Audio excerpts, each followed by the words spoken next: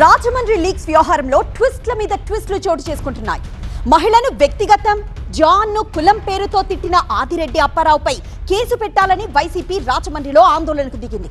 మరోవైపు ఆదిరెడ్డి అప్పారావు తనతో ఫోన్లో మాట్లాడనే లేదంటున్నారు Chandrakala.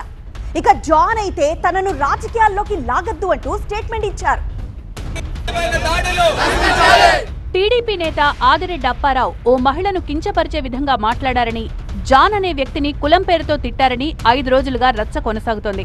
Adireddy అప్పారావుపై SC ST case నమోదు చేయాలని వైసీపీ నేతలు రాజమండ్రిలో ఆందోళనకు దిగారు. ఇంత నిర్దయగా కులం పేరుతో ఈ ఆధునిక యుగంలో, ఈ ప్రజాస్వామ్యంలో ఇంత అవమానకరంగా ఈ చంద్రబాబు నాయుడు ప్రభుత్వం, పవన్ కళ్యాణ్ ప్రభుత్వం ఎందుకు నిందిస్తుందని అడుగుతాం దళితుల్ని, మాలా మాదిగల్ని. ఒకటే డిమాండ్ చేస్తా ఉన్నాము, పోలీస్ డిపార్ట్మెంట్ గనక ఆ వ్యక్తి, ఆ ప్రబుద్ధుడికి ఎస్సీ ఎస్టీ అట్రాసిటీ కేసు కట్టని పక్షంలో ఈ ఉద్యమాన్ని ఇంకా తీవ్రతరం చేస్తాము. తాను ఏ మహిళను తిట్టలేదని, జాన్ అనే వ్యక్తిని కులం పేరుతో దూషించలేదు అన్నారు టీడీపీ నేత ఆదిరెడ్డి అప్పారావు.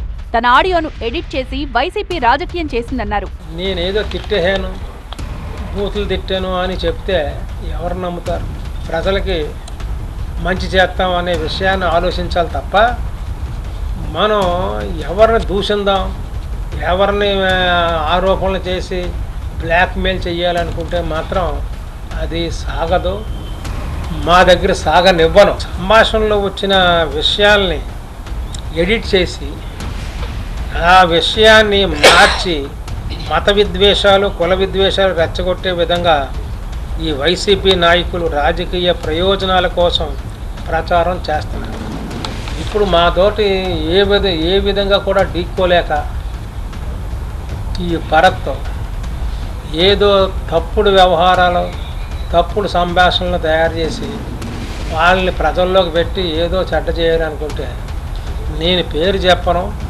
నాకు దళితుల గురించి ఎప్పుడు కూడా నేను వ్యతిరేకంగా మాట్లాడను. మరోవైపు ఆడియోలో ఆదిరెడ్డి అప్పారావుతో మాట్లాడినట్లు ప్రచారం జరుగుతోన్న చంద్రకళ, జాన్ ట్విస్ట్ ఇచ్చారు. అప్పారావు ఇంటికి వెళ్లి ఆయన్ను కలిశారు. తన కోడలతో గొడవ కోర్టులో ఉందన్న చంద్రకళ, ఆదిరెడ్డి అప్పారావు తనతో ఫోన్లో మాట్లాడనే లేదన్నారు. నాతో ఎప్పుడు ఫోన్ మాట్లాడలేదండి. నేను కూడా ఆయనతో ఎప్పుడు ఫోన్లో సంభాషించుకునే పరిస్థితి రాలేదు. మామూలుగా కుటుంబ బంధువుగా, మాకు కుల పెద్దగా మేము అప్పుడప్పుడు కలవడం సహజం ఆయన్ని.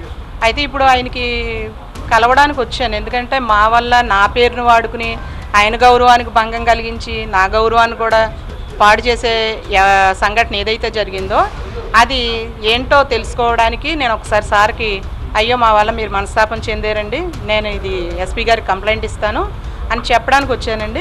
వైసీపీ నేతలు తనను రాజకీయాల్లోకి లాగద్దన్నారు జాన్.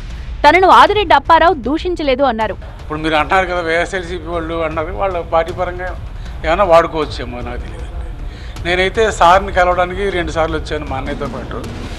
అది సార్తో గౌరవంగా మాట్లాడారు, నేను గౌరవంగా, ఆయన నాకు గౌరవం ఇచ్చారు, నేను గౌరవంగా మాట్లాడితే తప్ప నా కమ్యూనిటీని బేస్ చేసి ఎప్పుడు ఆయన మాట్లాడలేదు. నన్ను లాగొద్దు, నా కమ్యూనిటీని లాగొద్దు, నా పేరుని లాగొద్దు, పొలిటికల్గా నన్ను ఇష్యూ చేయొద్దు. ఆడియోలో ఉన్న వ్యక్తులుగా చెప్తున్న చంద్రకళ, జాన్ ఆదిరెడ్డి అప్పారావును కలవడంతో సమస్య ప్రస్తుతానికి సద్దుమణిగినట్టే అంటున్నారు టీడీపీ నేతలు.